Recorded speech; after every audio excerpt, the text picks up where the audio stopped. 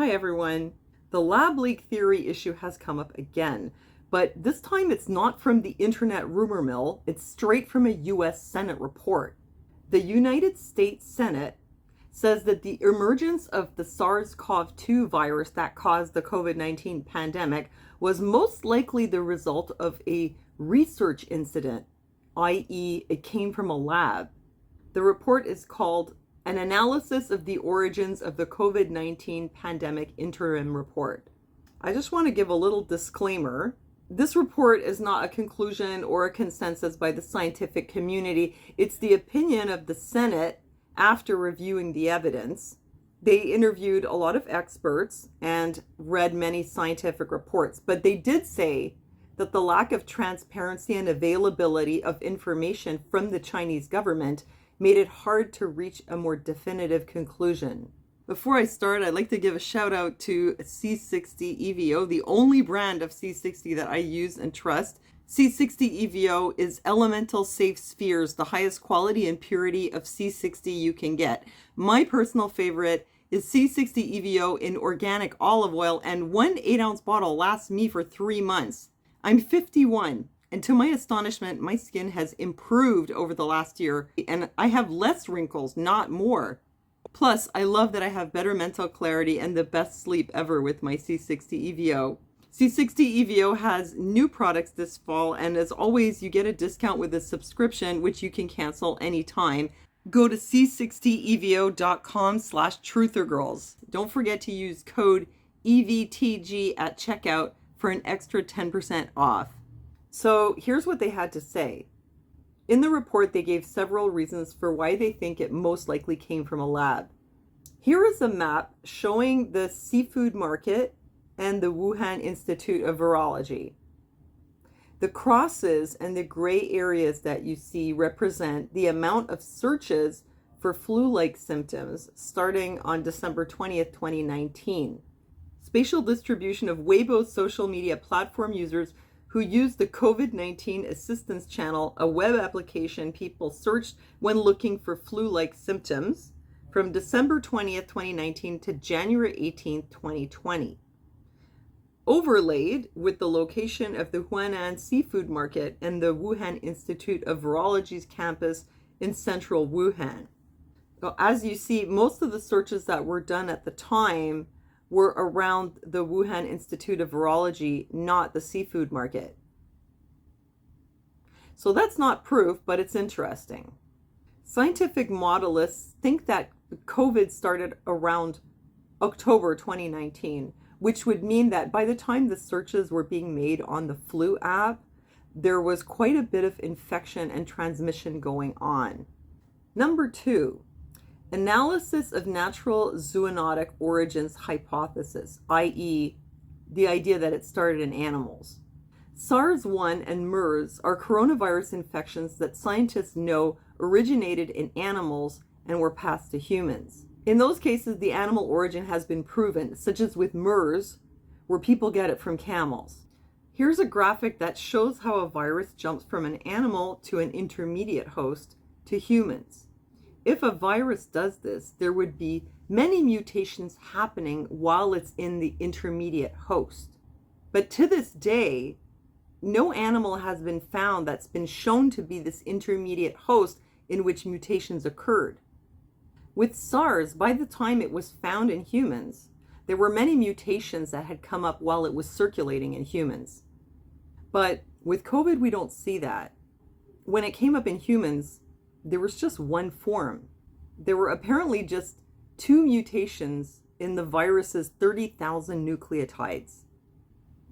It was only after it had been spreading in humans that we started to see all these different mutations like alpha, beta, delta, omicron.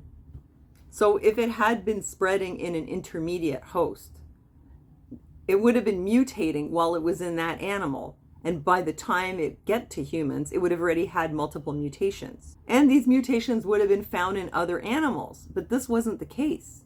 Even though we know that the virus can spread to animals because there have been many cases of the virus being transmitted from humans to animals after it was already spreading in humans. So we see human to animal transmission, but they haven't found a definite source of animal to human transmission. They've just found that there are some viruses out there in bats that are similar to the COVID-19 virus. For example, when bird flu spreads to humans, you can find the birds it came from and connect them to the humans that were infected.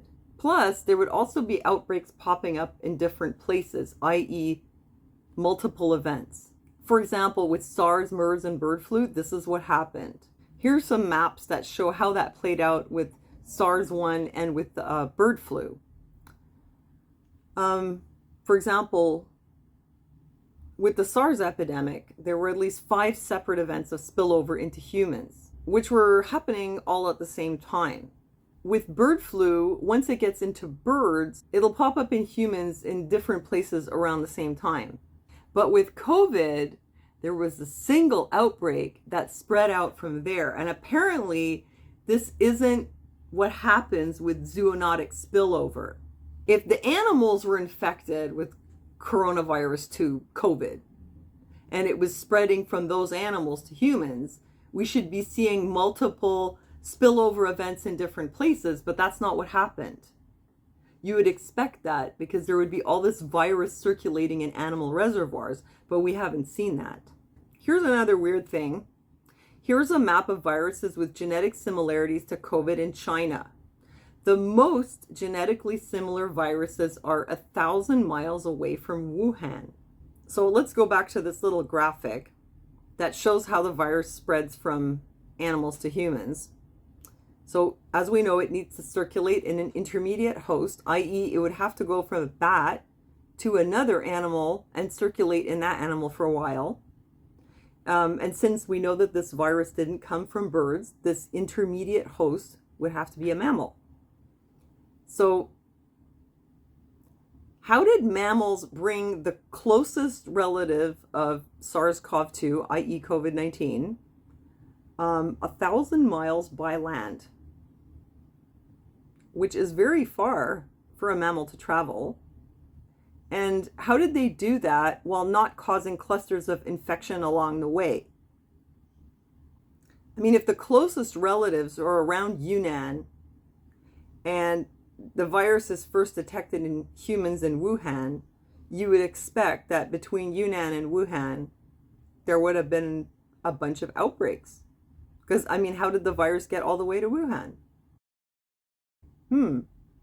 The Senate thought that was kind of weird. They didn't buy it. And another thing was that the very earliest version of COVID was already well adapted for human-to-human transmission. Usually that's not what happens.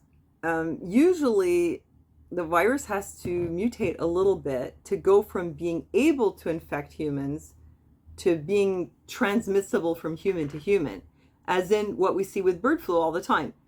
Birds get the bird flu, some people will catch it, but what we don't see is people giving bird flu to other people, because the virus would have to change to become transmissible human to human.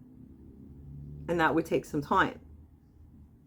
But when COVID popped up, it's like it was ready to go. It was already highly contagious human to human. So that's also kind of weird. So how was it connected to the Huanan seafood market? Well, it's a funny thing. What happened was they went into that market to look for the virus, but at that point, all the animals had already been removed. But what they found was the virus on surfaces. They found the virus on surfaces in the market, and the genome of the virus that they found was the same as what was already circulating and infecting humans. So the Senate thinks that the virus found in the Huanan market was shed by humans. There's infected people that went to the market and left the virus there, as opposed to they went to the market and then picked the virus up from the animals that were there. I'm just telling you what the Senate said. Don't shoot the messenger. So there you have it. On examining the available evidence, the Senate thinks the virus probably came from a lab. They can't prove it, but they suspect it. Apparently, the Senate didn't invite Facebook to the hearings, or this whole thing would have gotten fact-checked right away. And this report would have never come out. So there you have it. That's what the Senate says. And I just want to make it clear that I am not personally saying whether the virus did or didn't come from a market, because who knows what the guidelines could be on that down the road. So I just want to make it clear.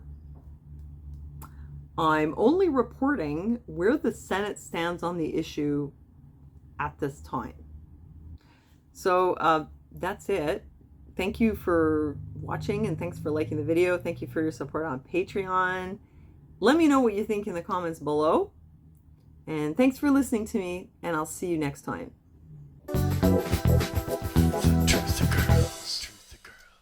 Hey everyone.